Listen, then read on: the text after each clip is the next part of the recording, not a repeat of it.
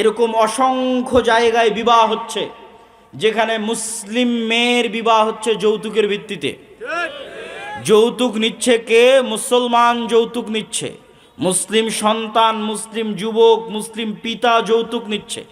বিবাহে উপস্থিত আছে হাজি, নামাজি, আলেম, আলহাজ, ওমরাকারী, দানবীর, কাজী, এমন কে নাই যে বিবাহে উপস্থিত নাই? সবাই মুসলমান, সবাই আল্লাহওয়ালা, সবার দাড়ি টুপি আছে, সবার চোখের সামনে একটা মেয়ের সাথে এবং একটা মেয়ের পরিবারের সাথে অন্যায় হচ্ছে। কি হচ্ছে? কথা বলেন না কেন? কি হচ্ছে? অন্যায় হচ্ছে। আপনি নিশ্চিত থাকেন, এই যে যুবক তার স্ত্রীর কাছে যৌতুক নিয়েছে, এই যে ছেলের পরিবার যে ওই মেয়ের পরিবারের থেকে যৌতুক নিয়েছে, আর ওই বিবাহে যত মুসলমান উপস্থিত হয়েছে, এদেরকে আজ এখন যদি রাষ্ট্রের দায়িত্ব দেওয়া হয় তো গত 16 বছর যা দুর্নীতি হয়েছে আর একদিনে তার চেয়ে বেশি দুর্নীতি করবে। তাহলে কিভাবে আপনি বলবেন যে ইসলাম রাষ্ট্র ক্ষমতায় প্রতিষ্ঠিত হবে? এই সমস্ত মুসলমানদের দিয়ে, যারা অন্যায়কারী, মিথ্যুক, দুর্নীতিবাজ, তাদের দিয়ে ইসলাম প্রতিষ্ঠিত হবে রাষ্ট্রে? অসম্ভব, অসম্ভব। ইসলামের ব্র্যান্ডিংই হচ্ছে ন্যায় বিচার প্রতিষ্ঠা। তো ন্যায় বিচার প্রতিষ্ঠা করতে হলে আগে আপনাকে ন্যায়পরায়ণ হতে হবে, এবং ন্যায়পরায়ণ হওয়ার গুরুত্ব, তাৎপর্য কোরআন এবং হাদিসে কত বেশি। রাসূলুল্লাহ সাল্লাল্লাহু আলাইহি ওয়াসাল্লাম বলছেন, সাবআতু ইউদিল্লুহুমুল্লাহ ইয়াওমা লা দিল্লা ইল্লা দিল্লুহ, 7 শ্রেণীর মানুষকে কঠিন কিয়ামতের মাঠে বিশেষ ছায়া দেওয়া হবে। তার 1 নম্বরে কোনো নামাজি, হাজি, তাহাজ্জুদ গুজার, দানবীরকে স্থান দেওয়া হয়নি, স্থান দেওয়া হয়েছে ইমামুন আদিল, ন্যায়পরায়ণ, দায়িত্বশীলকে স্থান দেওয়া হয়েছে। ন্যায়পরায়ণতা বড় কঠিন জিনিস, বড় ভয়ঙ্কর জিনিস। রাসূলুল্লাহ সাল্লাল্লাহু আলাইহি ওয়াসাল্লাম সন্তানদের মধ্যে আদর করতেও ন্যায় প্রতিষ্ঠা করতে বলেছেন। আল্লাহ সুবহানাহু ওয়া তাআলা বিবাহ করতে গিয়ে স্ত্রীর উপর ন্যায় প্রতিষ্ঠা করতে বলেছেন। ন্যায় নিশ্চিত না করতে পারলে অতিরিক্ত বিবাহ করতে নিষেধ করেছেন। আল্লাহ সুবহানাহু ওয়া তাআলা ন্যায়ের আদেশ দিতে গিয়ে বলেন, ইন্নাল্লাহা ইয়া'মুরুকুম বিল আদল, আল্লাহ তোমাদেরকে ন্যায়ের আদেশ দিচ্ছে। আল্লাহ ন্যায়ের আদেশ দিতে গিয়ে বলেন, ওয়ালা ইয়াজরিমান্নাকুম শানআনু কওমিন আলা আল্লাহ তা'দিলু, দুনিয়ার মানুষ, দুনিয়ার মুসলমানেরা, মুমিনেরা জেনে রাখো, কোনো জাতি, কোনো গোত্র, কোনো সম্প্রদায়ের প্রতি তোমার অন্তরে যে রাগ, ক্ষোভ, বিদ্বেষ লুকিয়ে আছে, এটা যেন তার প্রতি ন্যায় আচরণ করতে তোমাকে বাধা না দেয়। এটাই তাকওয়া, ন্যায়পরায়ণ হওয়াই তাকওয়া। কেননা আল্লাহ নিজে ন্যায়পরায়ণ, পৃথিবীতে যত নবী রাসূল পাঠিয়েছেন সব ন্যায়পরায়ণ। আর আপনি মুসলমানদের বাড়ি ঘর, রাষ্ট্র, পরিবার, ফ্যামিলি, ইসলামী দল, ইসলামী আন্দোলন, ইসলামী সংগঠন, মসজিদ, মাদ্রাসা, যেখানে যাবেন বাহ্যিক রিচুয়ালস আছে, বাহ্যিক আনুষ্ঠানিকতা আছে, নাই তো কি নাই? ন্যায় নাই। ইসলামী দলের আমির ওই কর্মীকেই পদ দিয়ে রেখেছে যে বেশি চামচামি করে, আর ওই কর্মীকে দল থেকে বের করে দিয়েছে যে বেশি কর্মঠ হয়ে কাজ করে। তো ওই আমির তো তার দলই ন্যায় প্রতিষ্ঠা করতে পারেন, ও রাষ্ট্রে কিসের ন্যায় প্রতিষ্ঠা করবে? মাদ্রাসার পরিচালক, মসজিদের সভাপতি, তার মসজিদের ইমাম, মুয়াজ্জিন, খাদেম, মাদ্রাসার স্টাফ, দায়িত্বশীল, তাদের প্রতি ন্যায় প্রতিষ্ঠা করতে পারেনি, তো রাষ্ট্রে কিসের ন্যায় প্রতিষ্ঠা করবে? নামাজ আছে, বাহ্যিক আনুষ্ঠানিকতা আছে, কিন্তু নেতা হওয়া যায় না এগুলো দিয়ে।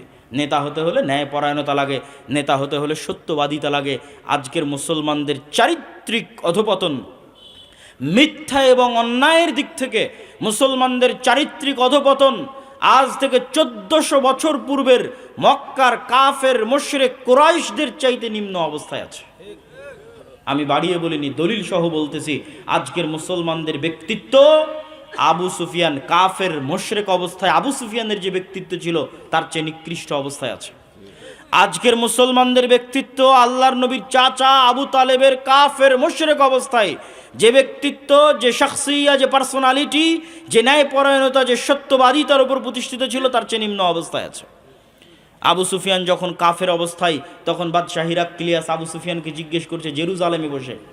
জেরুজালেমে আবু সুফিয়ানকে জিজ্ঞেস করা হচ্ছে, বাদশাহ হিরাক্লিয়াস জিজ্ঞেস করছে, না কোনো ফোন আছে, না কোনো ক্যামেরা আছে, না কোনো লাইভ আছে, না কোনো রেকর্ডার আছে, আর আবু সুফিয়ানকে জিজ্ঞেস করা হচ্ছে তার চিরশত্রু সম্পর্কে। অথচ আবু সুফিয়ান একটা কথা তার শত্রু মুহাম্মদ সাল্লাল্লাহু আলাইহি ওয়াসাল্লাম সম্পর্কে মিথ্যা কথা সেই দিন বাদশাহ হিরাক্লিয়াসের দরবারে দাঁড়িয়ে বলেনি।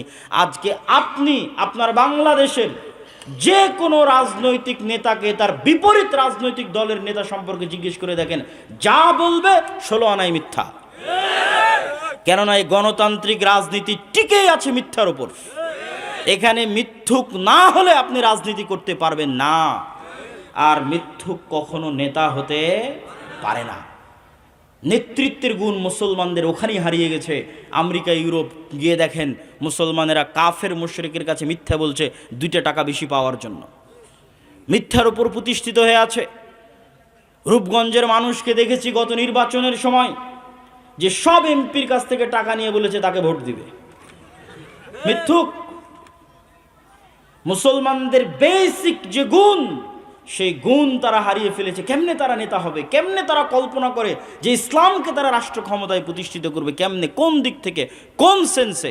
রাসূলুল্লাহ সাল্লাল্লাহু আলাইহি ওয়াসাল্লাম বলেন, সালাসুন মান কুন্না ফিহি, 3টে বৈশিষ্ট্য যার মধ্যে থাকবে সে মুনাফিকান খালিসা, খাঁটি মুনাফিক।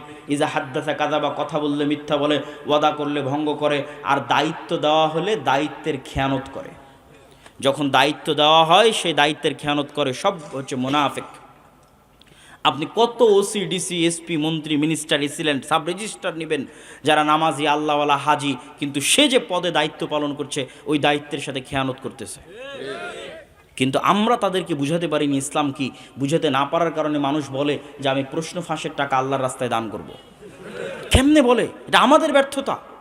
আমরা যারা দায়ী, আলেম, ওলামা, তাদের ব্যর্থতা। একজন এসিল্যান্ড, একজন সাব রেজিস্ট্রার তার দায়িত্বের জায়গায় খেয়ানত করে, কেমনে কল্পনা করে যে ওই দায়িত্বের খেয়ানতের মাধ্যমে যে অর্থ উপার্জন করেছে সেই অর্থ আল্লাহ রাস্তায় দান করে সে জান্নাতে যাবে? অথচ আল্লাহর নবী বলে গেছে সে মুনাফিক। কি বলে গেছে? মুনাফিক। দায়িত্ব দেওয়া হয়েছে, দায়িত্ব পালন আমানতের সাথে পালন করেনি, মুনাফিক। তো মুনাফিক মুসলিমের নামাজ দিয়ে কি হবে? মুনাফিক মুসলিমের হজ, উমরা, দান দিয়ে কি হবে? তাকে আল্লাহ কখনো নেতা বানাবেন না। কেননা এই ধরনের মানুষ গোলাম হওয়ার জন্য পৃথিবীতে এসেছে, আজীবন গোলাম থাকবে। এই জন্য রাসূলুল্লাহ সাল্লাল্লাহু আলাইহি ওয়াসাল্লাম মুসলমানদের যেন সেলফ রেসপেক্ট ঠিক থাকে, মুসলমানদের যেন আত্মমর্যাদা, আত্মসম্মান ঠিক থাকে।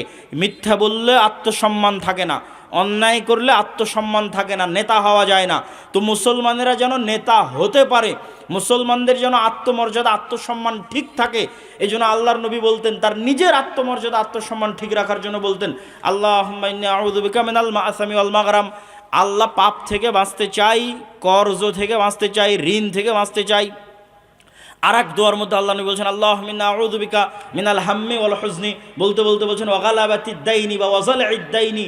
হে আল্লাহ, ঋণের বোঝা থেকে পরিত্রাণ চাই, ঋণের বোঝা থেকে বাঁচতে চাই। আল্লাহর নবীকে জিজ্ঞেস করা হলো, কেন আপনি এত লোন থেকে বাঁচতে চান? আল্লাহর নবী উত্তরে বলছেন, ইজাস্তাদানা রাজুল বাদা ইউকাযযিব। মানুষ যখন লোন নেওয়া শুরু করে মিথ্যা বলা শুরু করে। এইটা ছিল আমাদের মূল পয়েন্ট, যে মুসলমানের আত্মমর্যাদা যেন নষ্ট না হয়। মিথ্যা বললে আত্মসম্মান থাকে না। এই জন্য আল্লাহর নবী নিজে লোন থেকে বাঁচতে চাইতেন, মুসলিম উম্মাকে লোন থেকে বাঁচার জন্য বলতেন। কিন্তু আপনি যান গ্রামে গঞ্জে, কয়টা বাড়ি আপনি খুঁজে পাবেন যারা কিস্তির সুদের ভিত্তিতে লোন নেয়নি, আর প্রত্যেক দিন ওই লোনওয়ালাকে, ওই কিস্তিওয়ালাকে মিথ্যা বলতেছে না। পুরো পরিবার মিলে মিথ্যা বলছে, নিজে মিথ্যা বলছে, স্ত্রীকে মিথ্যা বলাচ্ছে, সন্তানকে মিথ্যা বলাচ্ছে। যেই পুরো একটা পরিবার মিথ্যার উপর গড়ে উঠছে, এই পরিবার রাষ্ট্র ক্ষমতায় ইসলাম প্রতিষ্ঠা করবে? এই পরিবার বাংলাদেশকে ভারতের গোলামি থেকে মুক্তি দিবে? অসম্ভব। আমি বলেছি, এই জন্য আমার কথা মনোযোগ দিয়ে মনে করে যাবেন। আমি বলেছি, মুসলমানদের নিজের দিনের উপর কনফিডেন্স নাই, মুসলমানদের নিজের দিনের উপর, নবীর সুন্নাতের উপর কনফিডেন্স নাই। কার থেকে উদাহরণ দেখবেন? ইহুদির থেকে উদাহরণ দেখবেন, আর হিন্দুর থেকে উদাহরণ দেখবেন। 1947-এ ভারত প্রতিষ্ঠা হয়েছিল সেকুলারিজমের উপর। জওহরলাল নেহরু, গান্ধী, মৌলানা আবুল কালাম আজাদ প্রতিষ্ঠা করেছিলেন সেকুলারিজমের উপর। আর 47-এ পাকিস্তান আর বাংলাদেশ প্রতিষ্ঠা হয়েছিল ইসলামের নামে, ইসলামের উপর। আজ 70, 75, 80 বছর পার হয়ে গেছে, ভারত সেকুলারিজম থেকে বের হয়ে হিন্দুত্ববাদের মতো একটা ভ্রান্ত মতবাদকে রাষ্ট্রে প্রতিষ্ঠিত করেছে। আর মুসলমানেরা পাকিস্তান আর বাংলাদেশের মতো মুসলিম রাষ্ট্ররা পাল্লা দিচ্ছে পৃথিবীকে দেখানোর জন্য, দেখো আমি কত বড় সেকুলার, আমি কত বড় ধর্মবিদ্বেষী, দেখে যাও আমাকে, কত বড় সেকুলার, আমাকে চিনে যাও, আমাকে একটু দাম দাও, মূল্যায়ন করো। আজকের বাংলাদেশের মুসলমানেরা ভারতের যে ঘটনাগুলো আছে সেগুলো নিয়ে ট্রল করে, যুবকরা ট্রল করে, ফেসবুক, ইউটিউব, বলে তাদের টয়লেট নাই বা উমুক নাই তুমুক নাই, বা তারা গোমূত্র পান করে ইত্যাদি নিয়ে ট্রল করে। আমার কথা হচ্ছে, ও যদি গোমূত্র পান করে তো গোমূত্রের মতো একটা ভ্রান্ত জিনিসের উপর তার কনফিডেন্স কোন লেভেলের যে ওইটাকে রাষ্ট্র পর্যন্ত নিয়ে চলে গেছে। তুমি তোমার নবীর কয়টা সুন্নাত তোমার জীবনে, তোমার পরিবারে, তোমার সমাজে, তোমার রাষ্ট্রে বাস্তবায়ন করেছো? তুমি কত বড় মরদ দেখাও। হিন্দুরা মরদ, ভারতের হিন্দুরা মরদ, তাই হিন্দুত্ববাদকে রাষ্ট্রে প্রতিষ্ঠিত করেছে। তুমি কোন লজ্জায় তাকে নিয়ে ট্রল করো? তুমি যদি তাকে নিয়ে ট্রল করতে চাও তো তোমার নবীর সুন্নাতকে তোমার জীবনে বাস্তবায়ন করে দেখাও, যে হ্যাঁ আমি পুরুষ, আমি কাপুরুষ না, আমি সাহসী বীর পুরুষ, আমারও আমার নবীর দিনের সুন্নাতের উপর কনফিডেন্স আছে, আত্মবিশ্বাস আছে। লন্ডন শহরে জরিপ চালান, কয়টা ইহুদির মুখে দাঁড়িয়ে আছে আর কয়টা মুসলমানের মুখে দাঁড়িয়ে আছে। মুসলমানের তার নবীর সুন্নাতের উপর আত্মবিশ্বাস কতটুকু, আর ইহুদির তার নবীর সুন্নাতের উপর আত্মবিশ্বাস কতটুকু, জরিপ চালান। আত্মবিশ্বাস বিক্রি করে দিয়ে, আত্মমর্যাদা বিক্রি করে দিয়ে কখনো আপনি মুক্তি পাবেন না, গোলামি থেকে মুক্তি পাবেন না। আপনাকে নিজের নবীর সুন্নাতের উপর কঠোর থেকে কঠোর আস্থাভাজন হতে হবে, আত্মবিশ্বাসী হতে হবে, দৃঢ় সংকল্প হতে হবে, ন্যায়পরায়ণ হতে হবে, সত্যবাদী হতে হবে, তবে আপনি নেতা হতে পারবেন। অটোমেটিক আপনার মতো মানুষকে দিয়ে আল্লাহ রাষ্ট্র ক্ষমতা ইসলাম প্রতিষ্ঠা করে দিবে, জোর করা লাগবে না, আল্লাহর দয়ায় প্রতিষ্ঠিত হয়ে যাবেন। আর যদি ন্যায় না থাকে, সত্য না থাকে, নিজের নবীর দিনের উপর কনফিডেন্স না থাকে, কম্প্রোমাইজ করার মানসিকতা থাকে, তাহলে যতই বক্তব্য দেন অন্তত আপনার মতো মানুষকে দিয়ে আল্লাহ ঠেকা পড়ে নিজের রাষ্ট্রে ইসলাম প্রতিষ্ঠা করতে হবে। আমি ইতিপূর্বে অসংখ্য অগণিত উন্নত শহর, উন্নত নগর ও উন্নত বন্দরকে ধ্বংস করে দিয়েছি। বাতিরত মাঈশাতাহা, যে উন্নত নগর, বন্দর ও শহরের উন্নত লাইফস্টাইল, উন্নত প্রযুক্তি ওই শহরবাসীকে অহংকারী বানিয়ে দিয়েছিল। তো সেই উন্নত বন্দর ও নগর, যেই উন্নত বন্দর ও নগরের অধিবাসীদেরকে সেই উন্নত বন্দর ও নগরের উন্নত লাইফস্টাইল অহংকারী বানিয়ে দিয়েছিল, আমি আল্লাহ এমনভাবে ধ্বংস করে দিয়েছি যে ফাতিলকা মাসাকিনুহুম লাম তুসকান মিন বাদিহিম ইল্লা কালিলা, যে ওই উন্নত শহর পরবর্তীতে আর বসবাসেরই উপযুক্ত থাকেনি। আজকের পৃথিবীতে যদি আমরা উদাহরণ হিসেবে নেই, দুবাইকে উদাহরণ হিসেবে নিতে পারি, ঢাকার গুলশান, ধানমন্ডি, বনানীকে উদাহরণ হিসেবে নিতে পারি, সিঙ্গাপুরকে উদাহরণ হিসেবে নিতে পারি, নিউ ইয়র্ক, ওয়াশিংটন, লস অ্যাঞ্জেলসকে উদাহরণ হিসেবে নিতে পারি, যে আল্লাহ বলছেন আমি এরকম বহু উন্নত নগর ও বন্দর ধ্বংস করে দিয়েছি, যে উন্নত নগর ও বন্দরের উন্নত লাইফস্টাইল তাদেরকে অহংকারী করে তুলেছিল। কিভাবে ধ্বংস করেছি? আর বসবাসের উপযুক্ত থাকে। আজকের দুবাইয়ে যেখানে মানুষ একটা ফ্ল্যাট ক্রয়ের জন্য কোটি কোটি টাকা ব্যয় করে দিচ্ছে, তো এরকম পৃথিবীতে দুবাইয়ের চেয়ে উন্নত নগরী ছিল। কিভাবে আল্লাহ ধ্বংস করেছে? যে পরের দিন আর বসবাসের উপযুক্ত থাকে না। এভাবে আল্লাহ সুবহানাহু ওয়া তাআলা অহংকারকে মাটিতে মিশিয়ে দিয়েছেন। ওয়া কাম মিন ক্বরিয়াতিন আহলাকনাহা ফাজাআ বাসুনা বায়াতান ওয়া হুম নাইমুন, এরকম কত শহর, বন্দর, নগর, গ্রাম, এলাকা আমি আল্লাহ ধ্বংস করে দিয়েছি, তাদের উপর আমার আযাব পৌঁছেছে এমতো অবস্থায় যে তারা ঘুমন্ত, এমতো অবস্থায় যে তারা দুপুরের বিশ্রাম গ্রহণ করছে। আর এক আয়াতে আল্লাহ সুবহানাহু ওয়া তাআলা বলেন ফাকুল্লান আখাযনা বিযামবিহি, আমি অতীতে যত নগর, বন্দর, শহর ধ্বংস করে দিয়েছি তার প্রত্যেকটা পাপের কারণে ধ্বংস করেছি। ফাকুল্লান আখাযনা বিযামবিহি, প্রত্যেকটা ধ্বংস করেছি পাপের কারণে। ফামিনহুম মান আরসালনা আলাইহি হাসিবা, কিছু নগর ও বন্দরকে ধ্বংস করেছি ঝড় বাতাস দিয়ে। অমিনহুম মান আখাযাতহু সাইহা, কিছু নগর ও বন্দরকে ধ্বংস করেছি বিকট আওয়াজ দিয়ে। অমিনহুম মান খাসাফনা বিহিল আরজ, কিছু শহর, এলাকা, গ্রাম ধ্বংস করেছি মাটিতে ধসিয়ে দিয়ে। অমিনহুম মান আগরাকনা, আর কাউকে কাউকে ধ্বংস করেছি পানিতে ডুবিয়ে। ওয়ামা কানাল্লাহু লিয়াজলিমাহুম, আর আল্লাহ যে এই সমস্ত জাতি, সম্প্রদায়, নগর ও বন্দর ধ্বংস করে দিলেন, তো আল্লাহ অত্যাচারী নয়, ওয়ালাকিন কানু আনফুসাহুম ইয়াজলিমুন, বরং তাদের নিজেদের অত্যাচারের কারণে আল্লাহ তাদেরকে ধ্বংস করে দিয়েছেন। সম্মানিত উপস্থিতি, এই কয়েকটি আয়াত থেকে স্পষ্ট বোঝা গেল যে আল্লাহ সুবহানাহু ওয়া তাআলা আযাব ও গজব দেন বিভিন্নভাবে, বিভিন্ন ধরনে, বিভিন্ন স্টাইলে দেন। এবার চলেন দেখি আল্লাহ সুবহানাহু ওয়া তাআলা পবিত্র কোরআন মাজিদে অতীতে ধ্বংস হয়ে যাওয়া কিছু সম্প্রদায়ের বিবরণ তুলে ধরেছেন। তার মধ্যে আমরা বেশি না, কয়েকটি সম্প্রদায়ের ধ্বংস হওয়ার বিবরণ আজকে আপনাদের সামনে তুলে ধরব। এক, কওমে নূহ, নূহ আলাইহিস সালাতু ওয়াস সালামের সম্প্রদায়ের ধ্বংস হওয়ার বিবরণ। আল্লাহ বলছেন, ওয়ালাকাদ আরসালনা নূহান ইলা কওমিহি, আমি নূহকে তার জাতির নিকটে পাঠিয়েছিলাম, আর নূহ বলেছিল, ইয়া কওমি ইবুদুল্লাহ মা লাকুম মিন ইলাহিন গায়রুহ, হে আমার জাতি, হে আমার সম্প্রদায়, আল্লাহর ইবাদত করো। আল্লাহ ব্যতীত ইবাদতের যোগ্য সত্যিকার কোনো মাবুদ, কোনো ইলাহ পৃথিবীতে নাই। আফালা তাত্তাকুন, তোমরা কি আল্লাহকে ভয় করো না? আল্লাহ সুবহানাহু ওয়া তাআলা অন্য আয়াতে বলেন, ওয়ালাকাদ আরসালনা নূহান ইলা কওমিহি, আমি নূহকে তার কওম, তার জাতি, তার সম্প্রদায়ের নিকট পাঠিয়েছিলাম। ফালাবিসা ফীহিম আলফা সানাহ ইল্লা 50, নূহ তাদের মধ্যে দাওয়াতি কাজ করেছে 50 কম 1000 বছর। নূহ তাদের মধ্যে দাওয়াতি কাজ করেছে আলফা সানাহ 1000 বছর, ইল্লা 50 50 বাদে, তথা 950 বছর দাওয়াতি কাজ করেছে। ফাখাযাহুমুত তুফান, অতঃপর আল্লাহর আযাব এবং আল্লাহর গজব তাদেরকে ঘিরে ধরেছে। কিভাবে আল্লাহর আযাব এবং গজব ঘিরে ধরলো তার বর্ণনা আল্লাহ সুবহানাহু ওয়া তাআলা পবিত্র কোরআন মাজিদে দিচ্ছেন। যখনই নূহ আলাইহিস সালাতু ওয়াস সালাম তাদেরকে দাওয়াত দিতেন, তখনই বলতেন, যদি তোমরা আমার এই কথা না শ্রবণ করো, আল্লাহর গজবের শিকার হবে তোমরা। তো 950 বছর একই কথা শুনেছে একটা গ্রামের মানুষ, একই কথা শুনেছে একটা এলাকার মানুষ, একটা অঞ্চলের মানুষ, কাপাসিয়ার মানুষ, গাজীপুরের মানুষ, 950 বছর। তো শুনতে শুনতে বিরক্ত হয়ে গেছে। বিরক্ত হয়ে নূহ আলাইহিস সালাতু ওয়াস সালামের সম্প্রদায় বলছে, ইয়া নূহ কদ জাদালতানা ফাআকসারতা জিদালানা, নূহ অনেক জ্বালিয়েছ, বলে নাউজুবিল্লাহ, অনেক ডিস্টার্ব দিয়েছ, অনেক ঝগড়া করেছ, অনেক দাওয়াত দিয়েছ। ফাতিনা বিমা তাইদুনা, তুমি যে বারবার ভয় দেখাতে যে আল্লাহর আযাব আসবে, ফাতিনা বিমা তাইদুনা, ওই আযাবটা নিয়ে আসো, বলে নাউজুবিল্লাহ। অনেক জ্বালিয়েছো, অনেক ডিস্টার্ব দিয়েছো, আল্লাহর যে আযাব ও গজবের ভয় দেখাতে, ফাতিনা বিমা তাইদুনা, সে আযাব এবং সেই গজব নিয়ে আসো।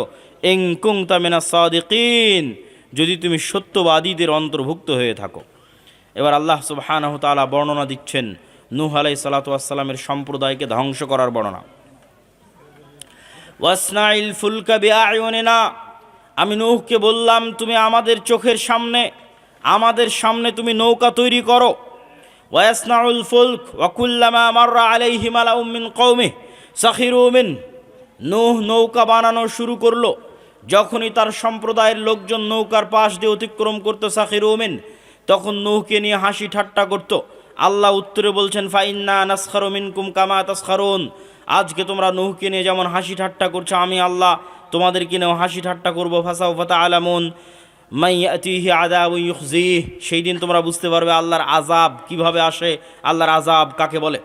আমি নূহকে আদেশ দিলাম, কুল নাহমিল ফিহা মিন কুল্লি যাওজাইন, যে পৃথিবীতে যত জাতি গোত্র আছে প্রত্যেক জাতি গোত্র থেকে এক জোড়া প্রাণী উঠিয়ে নাও। আর যারা ঈমান আনয়ন করেছে, ওমান আমানা, তাদেরকে উঠিয়ে নাও। ওমা আমানা মাআহু ইল্লা কালিল, তবে নূহের সাথে অল্প সংখ্যক মানুষ ঈমান আনয়ন করেছে। ওয়াকাল আরকাবু ফিহা বিসমিল্লাহি মাজরিহা ওয়া মুরসাহা ইন্না রাব্বি লাগাফুরুর রহিম, আর নূহকে বললাম, আল্লাহর নামে নৌকে আরোহণ করো, নিশ্চয় তোমার প্রতিপালক পরম ক্ষমাশীল ও পরম দয়ালু।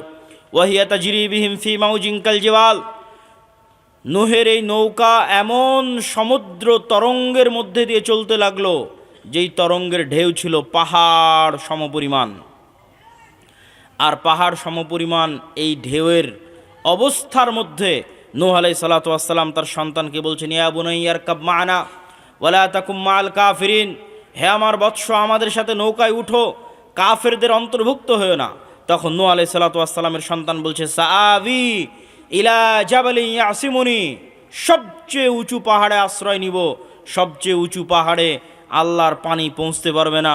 নূহ আলাইহিস সালাতু ওয়াস সালাম উত্তরে বললেন, লা আসিমাল ইয়াউম, আজকে আশ্রয় দানকারী আল্লাহর আযাব থেকে, আল্লাহর গজব থেকে, লা আসিমাল ইয়াউম মিন আমরিল্লাহ, পৃথিবীর কোনো উঁচু পাহাড়ও বাঁচবে না আজকে আল্লাহর আযাব এবং গজব থেকে।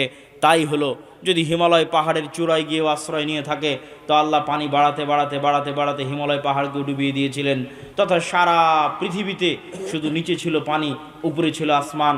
এরপরে আল্লাহ বললেন, ইয়া আরদু ইবলাঈ মাআক, হে জমিন তোমার পানি শুষে নাও, ওয়া সামা আকলাঈ, হে আসমান থেমে যাও, ক্ষান্ত হও, বৃষ্টি বর্ষণ বন্ধ করো। সম্মানিত উপস্থিতি, আরও বিস্তর বর্ণনা আল্লাহ সুবহানাহু ওয়া তাআলা নূহ আলাইহিস সালাতু ওয়াস সালামের কওমকে ধ্বংস করার বর্ণনা দিয়েছে। এই যে নূহ আলাইহিস সালাতু ওয়াস সালামের কওমকে আল্লাহ ধ্বংস করে দিলেন, এই বর্ণনা তাওরাতে আছে, এই বর্ণনা ইনজিলে আছে। আজকের তাওরা, আজকের ইহুদিরা যে তৌরাহ পড়ে, সেই তৌরাতে নূহ আলাইহিস সালাতু ওয়াস সালামের এই মহাপ্লাবনের বর্ণনা আছে। এত বিকৃতির পর, এত পরিবর্ধনের পর আজকের যে বাইবেল খ্রিস্টানেরা পড়ে, সেই বাইবেলে নূহ আলাইহিস সালাতু ওয়াস সালামের এই মহাপ্লাবনের বর্ণনা আছে। পবিত্র কোরআনে নূহ আলাইহিস সালাতু ওয়াস সালামের এই মহাপ্লাবনের বর্ণনা আছে। এই মহাপ্লাবন মহাসত্য। তবে হ্যাঁ, আজকে লস অ্যাঞ্জেলসে যে আগুন জ্বলতেছে তা আল্লাহর এই মহাপ্লাবনের সামনে কিছুই নয়। আল্লাহ সুবহানাহু ওয়া তাআলার এই মহা গজবের সামনে কিছুই নয়। অথচ সামান্য ন্যূনতম সে আগুন কন্ট্রোল করার সক্ষমতা আজকের পৃথিবীর সবচেয়ে শক্তিশালী রাষ্ট্র বলে দাবি করে যে আমেরিকা, তাদের পক্ষে সম্ভব হচ্ছে না। তাদের দুর্বলতা এবং তাদের অক্ষমতা সারা পৃথিবীর মানুষের সামনে ফুটে উঠছে ন্যূনতম সামান্য এক আগুনে, যা নূহ আলাইহিস সালামের এই ভয়াবহ বন্যার কাছে কিছুই নয়। এবার আসেন লূত আলাইহিস সালাতু ওয়াস সালামের কওমকে আল্লাহ কিভাবে ধ্বংস করেছেন। ওয়ালুতান ইয ক্বালা লিকাওমিহি আতা'তুনাল ফাহিশাতা মা সাবাকাকুম বিহা মিন আহাদিন মিনাল আলামিন, হে লূত, তুমি তোমার কওমের নিকটে যাও এবং তোমার কওমকে বলো। আর লূত তার কওমের নিকটে গেল এবং বলল, আতা'তুনাল ফাহিশাতা, তোমরা কি ওই অশ্লীলতায় লিপ্ত হচ্ছ যেই অশ্লীলতা পৃথিবীতে কোনো জাতি ইতিপূর্বে করেনি, সেই অশ্লীলতায় তোমরা লিপ্ত হয়েছ। এই অশ্লীলতা থেকে বের হয়ে আসো, এই অশ্লীলতা পরিত্যাগ করো। সে অশ্লীলতা ছিল সমকামিতার অশ্লীলতা। সম্মানিত উপস্থিতি, লূত আলাইহিস সালাতু ওয়াস সালাম যখন এই দাওয়াত তাদেরকে প্রদান করলো, তখন তারা লূত আলাইহিস সালাতু ওয়াস সালামকে কি উত্তর দিয়েছিল জানেন? ফামা কানা জাওয়াবা কওমি ইল্লা আন ক্বালু আখরিজু আলা লূতিন মিন ক্বরিয়াতিকুম ইন্নাহুম উনাসুন ইয়াতাতাহহারুন। লূত তুমি যখন এতই পবিত্র, লূত তুমি যখন এতই পবিত্র আর আমরা যখন এতই অপবিত্র, আমাদের সাথে তোমার থাকার দরকার নাই। তুমি আমাদের এলাকা, আমাদের গ্রাম ছেড়ে বেরিয়ে পড়ো, আমাদের গ্রাম থেকে বেরিয়ে যাও। যদি তুমি তোমার দাওয়াতি কাজ বন্ধ না করো, আমরা তোমাকে আমাদের গ্রাম, আমাদের এলাকা ছাড়তে বাধ্য করব। আল্লাহর আযাব এবং আল্লাহর গজব আসার সময় হয়ে গেল। আল্লাহর আযাব এবং গজব আসার যখন সময় হলো, আল্লাহ ফেরেশতা পাঠালেন। ফেরেশতা গেল মেহমান হিসেবে ইব্রাহিম আলাইহিস সালাতু ওয়াস সালামের নিকটে। ধারাবাহিক আল্লাহ সুবহানাহু ওয়া তাআলা এই ঘটনা পবিত্র কোরআনে বর্ণনা করেছেন। ফেরেশতা যখন ইব্রাহিম আলাইহিস সালাতু ওয়াস সালামের নিকটে গেল, তখন ইব্রাহিম আলাইহিস সালাতু ওয়াস সালাম ভয় পেয়ে গেলেন। ফেরেশতারা বলছে, ভয়ের কোনো কারণ নাই। ইন্না নুবাশশিরুকা বিগুলামিন, আমরা আপনাকে এক সৎ সুসন্তানের সুসংবাদ দিতে এসেছি আর ধ্বংসের বার্তা নিয়ে এসেছি কওমে লূতের জন্য। ইব্রাহিম আলাইহিস সালাতু ওয়াস সালাম আশ্চর্য হয়ে বললেন, সেখানে যে লূত আছে, তোমরা ধ্বংসের বার্তা নিয়ে এসেছো কওমে লূতের জন্য, কিন্তু সেখানে যে লূত আছে আলাইহিস সালাতু ওয়াস সালাম, তখন ফেরেশতারা বললেন তাকে উদ্ধার করে নেওয়া হবে, তাকে বাঁচিয়ে নেওয়া হবে। এই ফেরেশতা দলই মেহমান হিসেবে লূত আলাইহিস সালাতু ওয়াস সালামের নিকটে গিয়ে উপস্থিত হলো। লূত আলাইহিস সালাতু ওয়াস সালাম প্রথমে বুঝতে পারেননি যে তারা আল্লাহ সুবহানাহু ওয়া তাআলার মেহমান, তারা আল্লাহ সুবহানাহু ওয়া তাআলার ফেরেশতা, এটা তিনি বুঝতে পারেননি। তো ফেরেশতাগণ যখন লূত আলাইহিস সালাতু ওয়াস সালামের দরবারে গেছে, তখন সুন্দর সুদর্শন কিশোর যুবক বয়সের পূর্ব মুহূর্তের বয়সের আকৃতি ধারণ করে গেছে। তৎকালীন সেই জাতির জঘন্য লোলুপ দৃষ্টি তখন এই ফেরেশতাদের উপর পড়ে এবং তারা লূত আলাইহিস সালাতু ওয়াস সালামের নিকটে চায় যে তুমি তাদেরকে আমাদের হাতে উঠিয়ে দাও। তখন লূত আলাইহিস সালাতু ওয়াস সালাম বলেন, আলাইসা মিনকুম রাজুলুর রশীদ, তোমাদের মধ্যে কি একজনও পবিত্র মানুষ নাই? হায় আফসোস, তোমাদের মধ্যে একজনও কি পবিত্র মানুষ নাই? আমি ইলা রুকনিন শাদীদ, আমি মহাশক্তিশালী আল্লাহর আশ্রয় প্রার্থনা করছি তোমাদের সামনে, তোমাদের মাধ্যমে আজ আমার মেহমানেরা অপমানিত হবে। এই অপমান হওয়া থেকে আমি আল্লাহর দরবারে আশ্রয় প্রার্থনা করছি। যখন লূত আলাইহিস সালাতু ওয়াস সালামকে এরকম চিন্তিত দেখলেন ফেরেশতারা, তখন ফেরেশতারা বললেন, ইয়া লূত ইন্না রাসূলু রাব্বিক, আরে আমরা তো আপনার প্রতিপালকের পক্ষ থেকে পাঠানো ফেরেশতা। লা ইয়াসিলু ইলাইক, এরা আপনার এবং আমাদের কোনো ক্ষতি করতে পারবে না। ফাআসরি বিআহলিক বিকিতইম মিনাল লাইল, রাত শেষ হওয়ার পূর্বেই আপনার পরিবার নিয়ে, মুমিনদের নিয়ে এই এলাকা ত্যাগ করেন। ফাআসরি বিআহলিক বিকিতইম মিনাল লাইল, রাত শেষ হওয়ার পূর্বে এই এলাকা ত্যাগ করেন। ওয়ালা ইয়ালতাফিত মিনকুম আহাদ, আপনাদের মধ্যে কেউ যেন পিছন ফিরে না তাকায়।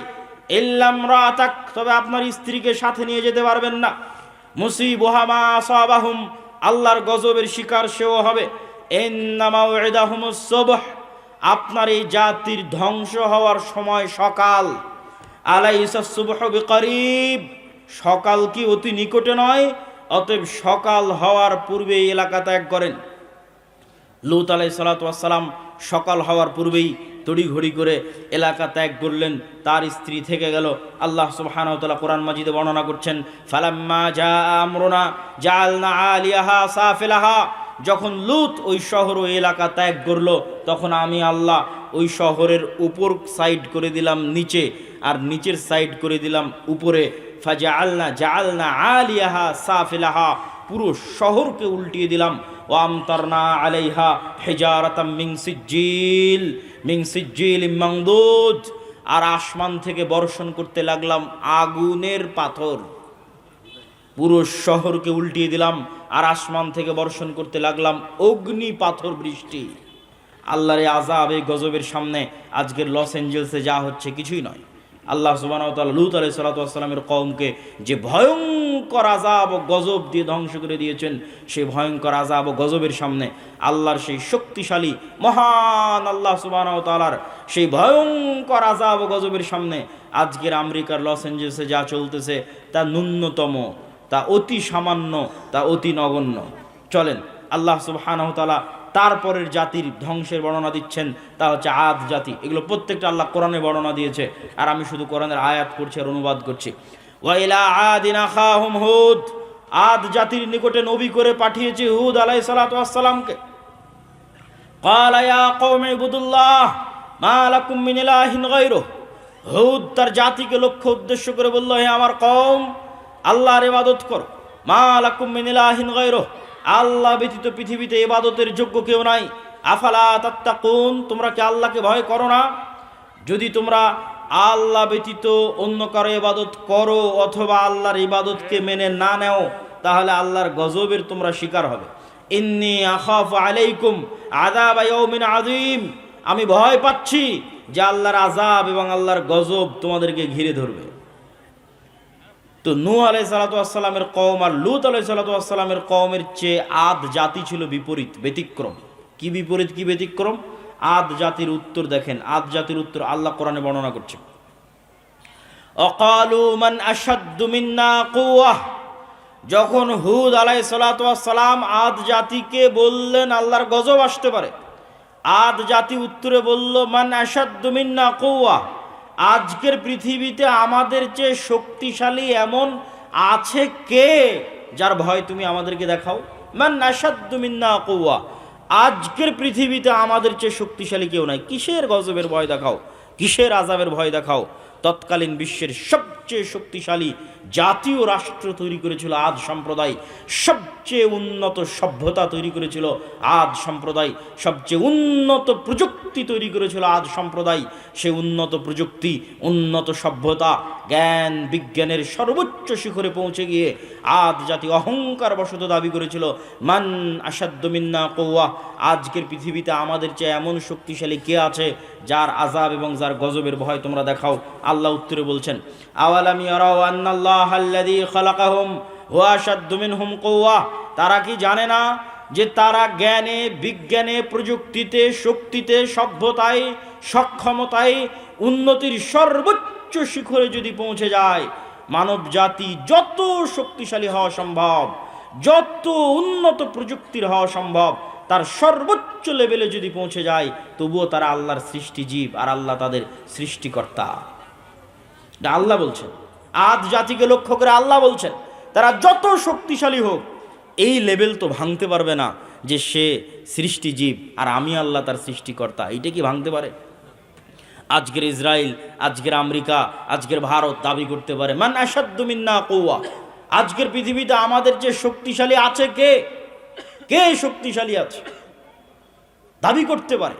কিন্তু আল্লাহ সুবহানাহু ওয়া তাআলা উত্তরে বলছেন, তোমরা শক্তিতে সামর্থ্যে যত সর্বোচ্চ পর্যায়ে পৌঁছে যাও, তারপরও এই লেভেল অতিক্রম করতে পারবে না যে তোমরা হচ্ছে সৃষ্টিজীব আর আল্লাহকে সৃষ্টিকর্তা।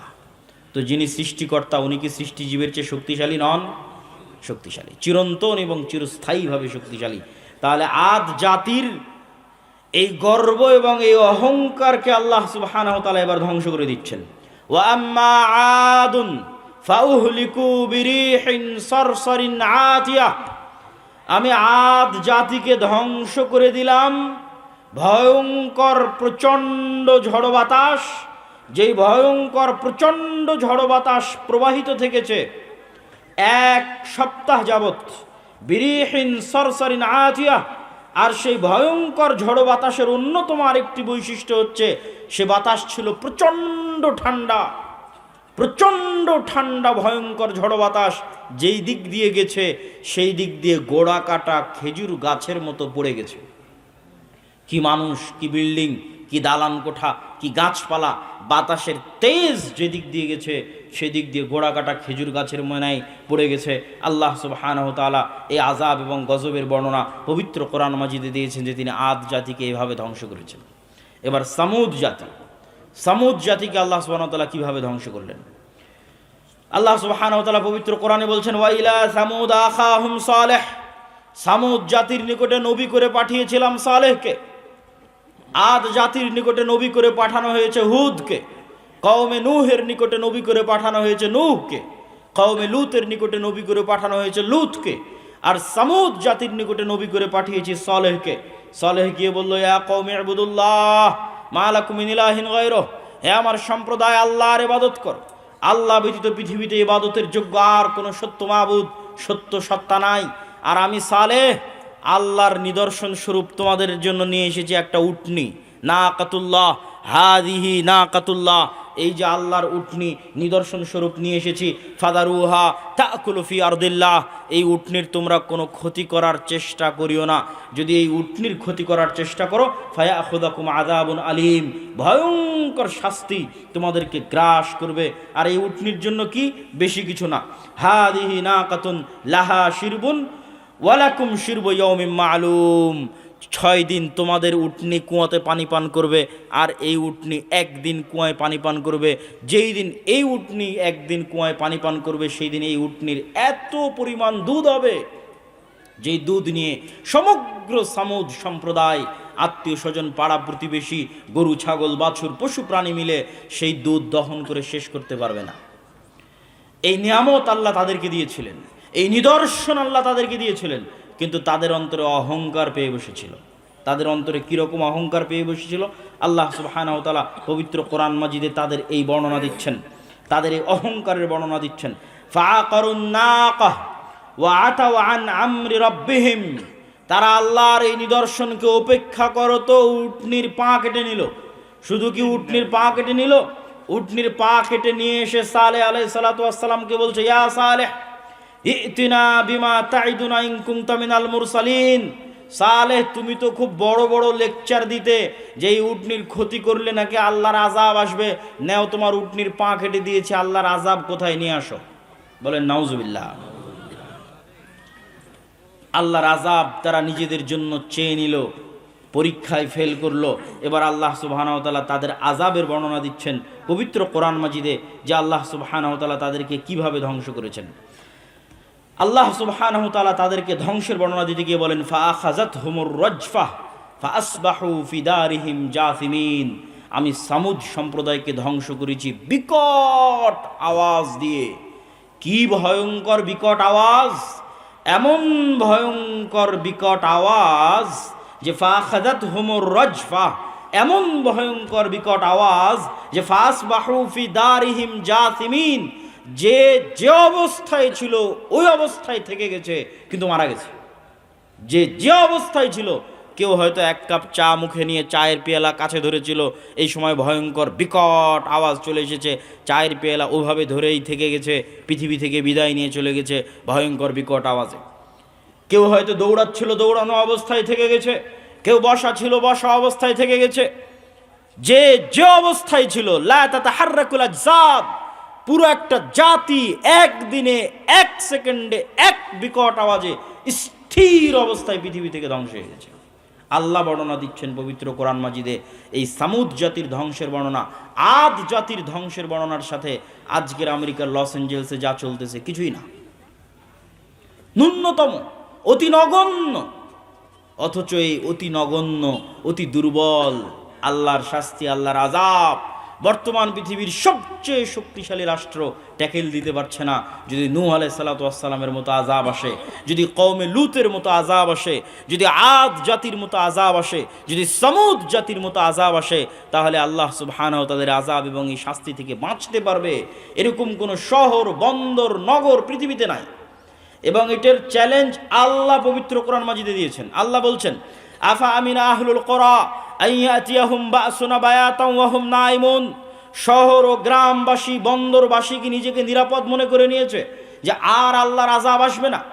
এখন অত্যাধুনিক প্রযুক্তি, তাই বৃষ্টি কখন হবে জানা যায়, ঝড় কখন হবে জানা যায়, ভূমিকম্প কখন হবে জানা যায়। সকল আশ্রয় কেন্দ্র আছে, পুনর্বাসন কেন্দ্র আছে, ফায়ার সার্ভিস আছে। এরকম উন্নত প্রযুক্তির যুগে, কম্পিউটার, মোবাইল, বিজ্ঞান, ক্যামেরার যুগে, ওয়েবসাইট, গুগল, সব কিছুর যুগে, চ্যাট জিপিটির যুগে মানুষকে মনে করে নিয়েছে যে আল্লাহর আযাব আর আসবে না। আফা আমিনা আহলুল কোরা ইয়াতিয়াহুম বাসুনা বায়াতাম ওয়া হুম নাইমুন। শহর, বন্দর, নগরবাসী, পৃথিবীর উন্নত থেকে উন্নত শহরবাসী, New York, Washington, London, Dubai, Singapore, ঢাকার মানুষ কি মনে করে নিয়েছে আল্লাহর আযাব আসবে না? এমতো অবস্থায় যে তারা ঘুমন্ত, এমতো অবস্থায় যে তারা দুপুরের পর বিশ্রাম নিচ্ছে, এমতো অবস্থায় যে তারা খেল তামাশায় মত্ত, এমতো অবস্থায় তাদের কাছে আল্লাহর আযাব আসবে না, এই নিশ্চিত, এই গ্যারেন্টি, এই নিশ্চয়তা তাদেরকে কে দিল? আল্লাহ সুবহানাহু ওয়া তাআলা পবিত্র কোরআন মাজিদের এই সারমর্ম, এই সামারি বলার মাধ্যমে আপনাদের সামনে এতটুকুই, বক্তব্যের এই প্রথম অংশে এতটুকু তুলে ধরতে চেয়েছি যে আল্লাহর আযাব এবং আল্লাহর গজব থেকে পৃথিবীতে কেউ মুক্ত নয়, আল্লাহর আযাব এবং গজবের ভয়ে থাকতে হবে। বক্তব্যের দ্বিতীয় অংশ হচ্ছে ইসলামের সামগ্রিক বিজয় কিভাবে সম্ভব। ইসলামের সামগ্রিক বিজয় কিভাবে সম্ভব, এই পয়েন্টে বাংলাদেশের প্রায় সব জায়গায়, সব ইউনিভার্সিটি, কলেজ, যেখানে যেখানে যাওয়ার সুযোগ হচ্ছে, সম্ভব হচ্ছে, সেখানে আলোচনা তুলে ধরছি। আপনাদের কাছেও তুলে ধরা দরকার, কেননা আমাদের মধ্যে অনেক মানুষ মনে করছে যে হ্যাঁ, গণতান্ত্রিক নির্বাচনের মাধ্যমে আমি রাষ্ট্র ক্ষমতায় ইসলাম প্রতিষ্ঠা করব। আবার কেউ মনে করছে যে না, এইভাবে ওইভাবে রাষ্ট্র ক্ষমতায় ইসলাম প্রতিষ্ঠিত হবে। আসলে রাষ্ট্রে ইসলাম প্রতিষ্ঠিত হওয়া বলতে কি বুঝায়, এই জিনিসটা আগে আমাকে এবং আপনাকে বুঝতে হবে। রাসূলুল্লাহ সাল্লাল্লাহু আলাইহি ওয়াসাল্লাম এক হাদিসে বলছেন, কিয়ামতের পূর্ব মুহূর্তের নিকটবর্তীর বর্ণনা দিতে গিয়ে বলছেন, লা তাকুমুস সাআহ হাত্তা ইয়ানজিলা ঈসা ইবনে মারইয়াম। কিয়ামত ততক্ষণ পর্যন্ত হবে না যতক্ষণ না মারিয়ামের সন্তান ঈসা পৃথিবীতে নেমে না আসে। আর মারিয়ামের সন্তান ঈসা পৃথিবীতে নেমে এসে কি করবে জানো? মারিয়ামের সন্তান ঈসা পৃথিবীতে নেমে এসে ইয়াকসিরুস সালিব, ক্রুশ ভেঙে দিবে, ওয়া ইয়াকতুলুল খিনজির, শুকুরকে হারাম ঘোষণা করবে, আর সমগ্র পৃথিবীতে হাকামান মুকসিতা, ন্যায় বিচার প্রতিষ্ঠা করবে। এটা হলো রাষ্ট্রে ইসলামের ব্র্যান্ডিং। যে ঈসা আলাইহিস সালাতু ওয়াস সালামের যে শাসন ব্যবস্থা হবে, ওই শাসন ব্যবস্থা ইসলামী শাসন ব্যবস্থা না অন ইসলামিক শাসন ব্যবস্থা? ইসলামী শাসন ব্যবস্থা। তো ইসলামী শাসন ব্যবস্থার ব্র্যান্ডিং করছেন আল্লাহর নবী, যে ঈসা আলাইহিস সালাতু ওয়াস সালাম যতক্ষণ না আসবে কিয়ামত হবে না। উনি আসবেন, এসে কি করবেন? সমগ্র পৃথিবীতে ন্যায় বিচার প্রতিষ্ঠা করবেন। তাহলে ইসলামী শাসন ব্যবস্থার ব্র্যান্ডিং হচ্ছে ন্যায় বিচার। ইসলামী শাসন ব্যবস্থার ব্র্যান্ডিং হচ্ছে ন্যায়পরায়ণতা। তো আজকের যুগের আমরা মুসলমানেরা নিজেরাই তো ন্যায়পরায়ণ নই, সত্যবাদী নই, তো রাষ্ট্রে কিভাবে ন্যায় বিচার প্রতিষ্ঠা করব? ঈসা আলাইহিস সালাম যদি তার নিজের ব্যক্তিগত জীবনে ন্যায়পরায়ণ না হয়, উনি কি রাষ্ট্রের ন্যায় বিচার প্রতিষ্ঠা করতে পারবে? আপনাকে আমি উদাহরণ দিয়ে বলি, কাপাসিয়া, টোক, গাজীপুরের মানুষ খুব ভালোভাবে জানেন। আপনি আপনার পাড়া প্রতিবেশী, আশেপাশের অঞ্চল কি হানাফি কি আহলে হাদিস, একটু নজর দিয়ে দেখেন, নজর বুলিয়ে দেখেন যে বাবার মৃত্যুর পর কতজন ভাই তার বোনকে পিতার সম্পত্তিতে ন্যায্য হিস্সা ন্যায়ের সাথে, ন্যায় পরায়ণতার সাথে বুঝিয়ে দিয়েছে, ন্যায়ের সাথে। একে তো আছে দেয়নি, আর এক দল আছে যদি দিয়ে থাকে তাহলে সবচেয়ে দামি জমিটা নিজে নিয়েছে, আর বিলের মধ্যে পানিতে ডুবে থাকা জমিটা বোনকে দিয়েছে। এটা কি ন্যায় হয়েছে? ন্যায় হয়নি, অন্যায় হয়েছে। এবার বলেন, এই মুসলমান, যেই মুসলমান নিজেকে মুসলিম বলে দাবি করছে, সে ন্যূনতম তার পরিবারে তার রক্তের সম্পর্কের বোনকে আল্লাহর দেওয়া সম্পত্তি ন্যায়ের সাথে বুঝিয়ে দিতে পারেনি। ওই মুসলমানকে যদি আমি আজকে রাষ্ট্রের দায়িত্ব দিই, 16 বছর যা দুর্নীতি হয়েছে ও তার কয়েক গুণ বেশি দুর্নীতি করবে। 16 বছর যা জুলুম হয়েছে ও তার চেয়ে বেশি জুলুম করবে। কেননা সে তার পরিবারে তার বোনের সাথে ন্যায় প্রতিষ্ঠা করতে পারেনি। কেমনে সম্ভব যে সে রাষ্ট্রের দায়িত্ব বলে রাষ্ট্রের ন্যায় বিচার প্রতিষ্ঠা করবে? উদাহরণ 2, আপনাদের এই কাপাসিয়া, টোক, গাজীপুর অঞ্চলের মানুষ মিলিয়ে দেখেন। আমি প্রোগ্রাম করা শরীয়ত সম্মত হবে কতটুকু জিনিস আজকের আলোচনাতেই তো বলে দিলাম, আলোচনায় তো শুনলেন, তো আবার কি জিজ্ঞাসা করেন? আমার বয়স আমার বয়স 21 বছর। আমি স্টুডেন্ট, নজর হেফাজত অন্যান্য পাপ কাজ থেকে বিরত থাকার জন্য বিয়ে করতে চাচ্ছি, কিন্তু আমার বড় ভাই এখনো বিয়ে করেনি। আমার বিয়ের কথা বললেও বাসার কেউ মানবে না। এমতো অবস্থায় আমার করণীয় কি? প্রথমত তোমার বাপকে নসিহত করছি, যদি তোমার বাপ আচ্ছা, ওস্তাদজি শেখ আব্দুর রাজ্জাক বিন ইউসুফের ধারাবাহিক প্রতিদিন প্রোগ্রাম থাকার কারণে উনি একটু হঠাৎ অসুস্থ। প্রায় সব প্রোগ্রামে উনি নিজে উপস্থিত হয়েছেন। আজকের প্রোগ্রামে আমি ওনার বদলে উপস্থিত হয়েছি। সামনের প্রোগ্রামগুলোতেও উনি উপস্থিত থাকার চেষ্টা করবেন ইনশাআল্লাহ। খুব বেশি অসুস্থ এরকম নয়, তবে টানা দীর্ঘ সফর থাকার কারণে উনি ক্লান্ত হয়ে গেছে আর কি। আল্লাহ সুবহানাহু ওয়া তাআলা আদম আলাইহিস সালাতু ওয়াস সালামকে সৃষ্টি করেছেন নিজ আকৃতিতে। আল্লাহ সুবহানাহু ওয়া তাআলা আদম আলাইহিস সালাতু ওয়াস সালামকে সৃষ্টি করেছেন তার আকৃতিতে। এই হাদিস এভাবে বিশ্বাস করতে হবে, অন্য কোনো ব্যাখ্যায় যাওয়া যাবে না। আল্লাহ সুবহানাহু ওয়া তাআলার আকৃতি তার শানে যেমন মানায় তেমন। ঈশার সালাতের পর রাসূল সাল্লাল্লাহু আলাইহি ওয়াসাল্লাম কথা বলা অপছন্দ করতেন, এমনকি কথা বলতে নিষেধ করতেন। কিন্তু আমাদের দেশের মাহফিল কার্যক্রম শুরুই হয় ঈশার পর। এটাই তো সুন্নাত বিরোধী কাজ। আমরা সুন্নাতের আলোচনা করছি সুন্নাত বিরোধী কাজ করে। এই হচ্ছে আমাদের ইমানের অবস্থা। দিনের বেলা প্রোগ্রাম আয়োজন করতে হবে, ঈশার আগে প্রোগ্রাম শেষ করতে হবে। আমরা জানি যে সম্মিলিত মোনাজাত বেদাত, এটা কি সব ক্ষেত্রে নাকি? যে ক্ষেত্রগুলোতে কোরআন এবং হাদিস দ্বারা প্রমাণিত সেগুলোতে নয়, যেমন ইস্তেসকার সালাতের ক্ষেত্রে প্রমাণিত এরকম। আমরা জানি যে বাচ্চা জন্ম নেওয়ার পর বাচ্চাটা মাসুম। অমুসলিমদের ঘরে বাচ্চা জন্ম নেয়, অমুসলিম অবস্থায় যদি মারা যায়, মুহাদ্দিসদের মতে যে তারা জান্নাতে যাবে, এটি মুহাদ্দিসদের, অধিকাংশ মুহাদ্দিসদের এটি মত। অথবা আল্লাহ তাদের আলাদা কোনো পরীক্ষারও ব্যবস্থা করতে পারে। 1 রাকাত বেতেরের নামাজ কতটুকু সঠিক? সরাসরি সহিহ হাদিস আছে। স্বামী তার স্ত্রীকে তালাক দিয়েছে, তাকে আবার বিবাহ করার সঠিক নিয়ম কি? স্বামী তার স্ত্রীকে সুন্নাত অনুযায়ী তালাক দিয়েছে কিনা, এটা হলো দেখার বিষয়। সুন্নাত অনুযায়ী তালাক বলতে স্ত্রীর পবিত্র অবস্থায় 1 তালাক দিতে হবে। 1 তালাক দিয়ে স্বামী স্ত্রী বিচ্ছিন্ন হয়ে গেছে, যে যার মতো এখন যে যার বাপের বাড়িতে আছে। যদি ইদ্যৎকালীন সময় তথা 3 মাসের মধ্যে স্বামী চায় স্ত্রীকে ফেরত নিয়ে আসবে, কোনো বিবাহ লাগবে না, কিচ্ছু লাগবে না, মোহর আনা লাগবে না, ফেরত নিয়ে আসতে পারবে। 3 মাস যদি পার হয়ে গিয়ে থাকে, তারপরে যদি স্বামী চায় ফেরত নিয়ে আসবে, তাহলে নতুন বিবাহ, নতুন মোহরানা দিয়ে ফেরত নিয়ে আসতে হবে। আর এইভাবে প্রত্যেক পবিত্র অবস্থায় 1টা করে তালাক দিতে দিতে যদি 3 তালাক হয়ে যায়, যে 1 পবিত্র অবস্থা সমান 1 তালাক, 2 পবিত্র অবস্থার সমান 2 তালাক, 3 পবিত্র অবস্থার সমান 3 তালাক, এভাবে যদি 3 তালাক হয়ে যায়, তাহলে স্ত্রী চিরস্থায়ী হারাম। স্ত্রীকে ফেরত পাওয়ার আর কোনো রাস্তা পৃথিবীতে নাই। আমরা সঠিক নামাজ কোন বই থেকে শিখতে পারবো? অনেক বই আছে। আপনাদের শ্রদ্ধেয় শাইখ শেখ আব্দুর রাজ্জাক বিন ইউসুফের একটা বই আছে, রাসূলুল্লাহ সালাত বনপশরতে সালাত। রমজান মাসে রাতের বেলায় স্ত্রী সহবাস করা যাবে কি? রাতের বেলায় যাবে। শাইখ স্বামী স্ত্রীর কি সব উল্টাপাল্টা প্রশ্ন। মৃত ব্যক্তির নামে ইফতারে মানুষকে দাওয়াত করে খাওয়ানো যাবে কি না? মৃত ব্যক্তির নামে যে সমস্ত আয়োজন আমাদের দেশে হয়, বেশিরভাগই ভুয়া, ভ্রান্ত, বেদাতি আয়োজন। সর্বোচ্চ এতটুকু করতে পারেন, এতিমখানায় খাবারের ব্যবস্থা করতে পারেন।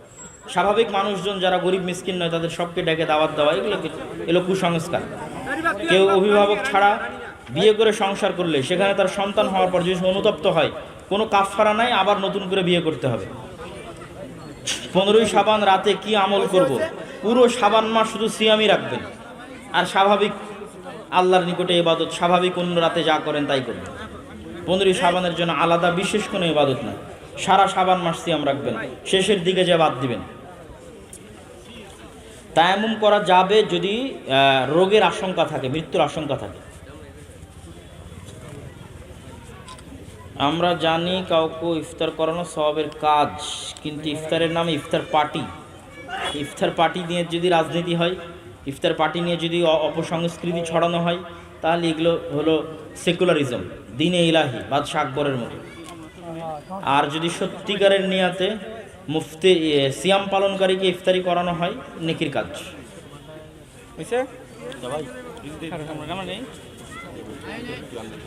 জি, সুবহানাকাল্লাহুম্মা ওয়া বিহামদিকা আশহাদু আল্লা ইলাহা ইল্লা আনতা আস্তাগফিরুকা।